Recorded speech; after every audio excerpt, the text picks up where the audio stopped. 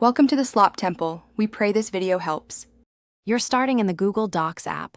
Open an existing document or tap New Plus to create one. Once inside, tap the screen to place the cursor at the end of the text where you want a new page.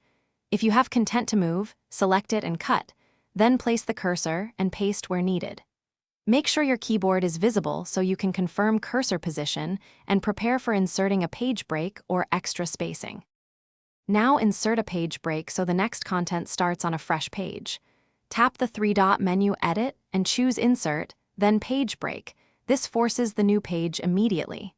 If you prefer manual control, press Enter repeatedly until content flows to the next page, but note this is less precise. Once done, verify the new page by scrolling. Make sure headers or footers remain where you expect them, and adjust spacing or margins in Page Setup if the layout looks off. Finish by reviewing the new page and confirming that changes are saved. Google Docs usually auto-saves, but check the status at the top.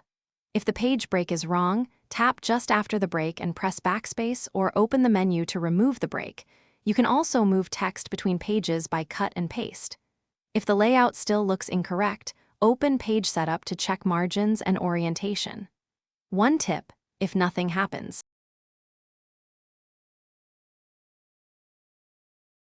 Thanks for watching. Consider subscribing if we helped you.